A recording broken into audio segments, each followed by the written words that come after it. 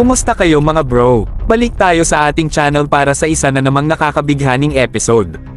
Ngayon may balitang sadyang papakabanggaan sa mundo ng mga eroplano, alliances, at mga hakbang na may estratehiya. Let's go mga bro at simulan na natin. Ayon sa Swedish Defense Minister na si Paul Johnson, pwede palang i-transfer ng Sweden ang mga Gripen fighter jets sa Ukraine pero may kondisyon mga bro. Kailangan maging miyembro muna ng NATO ang Sweden bago nila i-release ang mga eroplano. Ngunit heto ang mas nakakaintriga mga bro. Diba nga may balita na mayroon na lang na 14 na airframes ng Gripen ang Sweden at ito na nga ang nababalitang bibilhin ng PAF. Ang ating Philippine Air Force. Pero hintay-hintay muna mga bro, baka hindi ito matuloy ayon sa plano.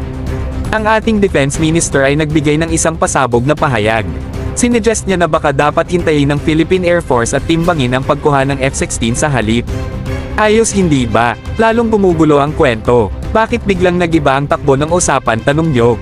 Mukhang may mga alalahanin ang ating Defense Minister tungkol sa supply chain ng mga spare parts. Alam nyo naman kailangan nating pangalagaan ang ating mga eroplano para hindi sila ma-grounded, tama ba mga bro?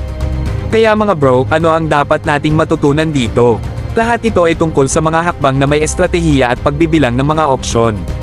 Bagamat ang mga Gripen jets ay tila napakagandang deal, marahil ang paghihintay para sa mga F-16s ang mas matalinong desisyon sa malayong pananaw.